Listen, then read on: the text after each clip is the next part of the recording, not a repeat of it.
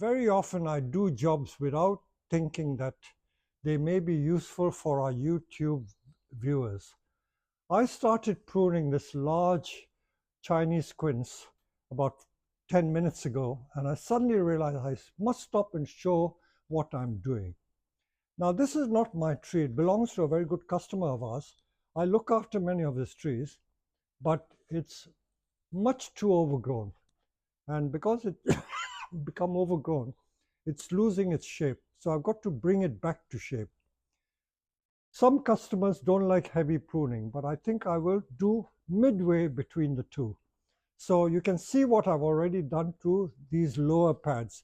That is the amount I've pruned off. I've pruned into the wood, maybe about 3-4-year-old growths. This is this year's growth, this is last year's, and this is the third year's growth. So this is what I've pruned. I'm trying to keep the pads flat, so that one really should come off there. This should come off there. Pruning into the hardwood is no problem because this tree I know is growing strongly, so there's a lot of energy in it.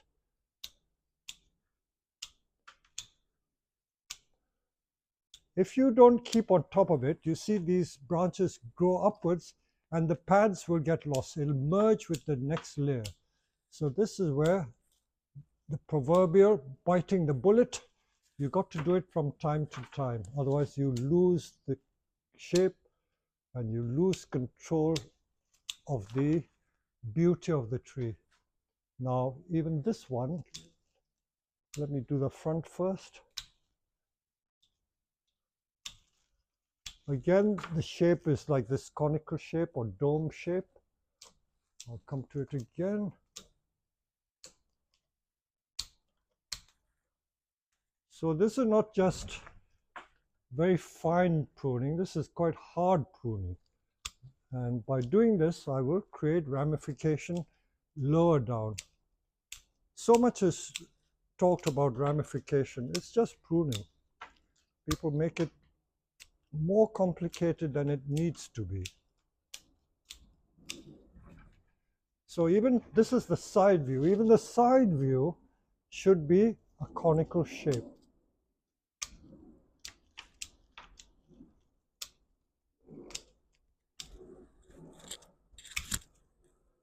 I find that when I do classes for people, they are not able to visualize the conical shape. I don't know why. They go deep into it and they spoil the base of the triangle.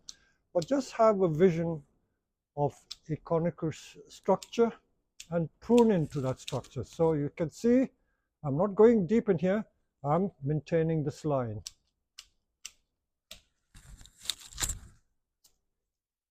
From every side, the conical shape is very important.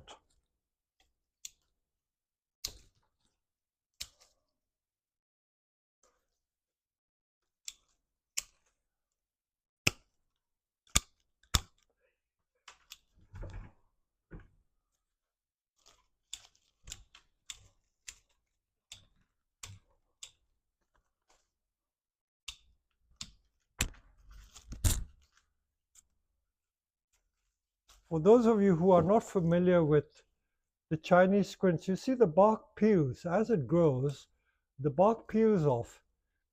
In this country, we have a tree that's grown as a street tree called the plane tree, the London plane. And the London plane does exactly this sort of thing. As the trunk swells or the branches swell, the old bark peels off. And it has a lovely mottled texture, which adds to the beauty of the tree. So you can see that this tree has got some excellent taper. So the original cut was made there. You see how it's made, and then another cut made there to create taper, then cut there again, cut there, and that is how taper is constantly added. Now, if I don't want the tree to get too big, I can even take it back to there. But I will keep it this high.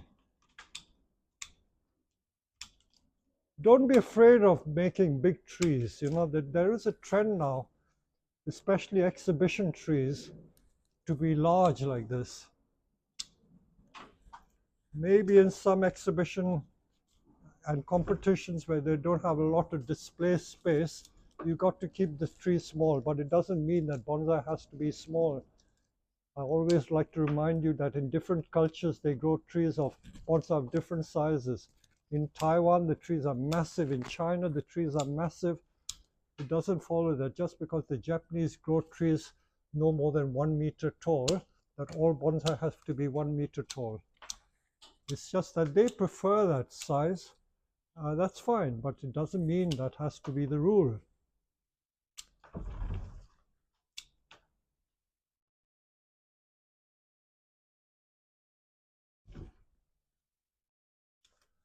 I think if you apply that to normal life, you get people who are huge and very beautiful, and you get very petite people who are very beautiful. So it's exactly the same.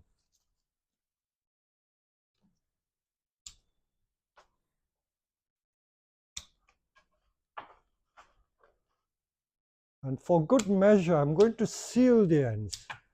I know that these cuts were not thick, but just to be on the safe side, I will seal it. So you can use all types of sealant. You can use the Japanese Quince sealant. I like to use the lac balsam. And by sealing it, you prevent moisture loss.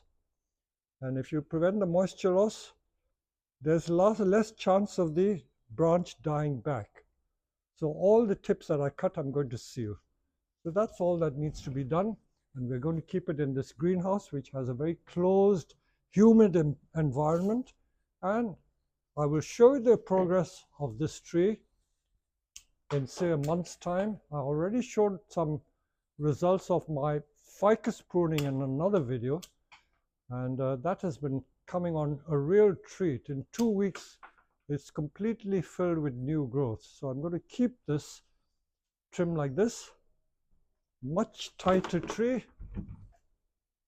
and hopefully more beautiful by doing this. Really knowing when to stop. So I can't keep admiring the bark. Look at this lovely bark. You see how this bark peels off? So there you go.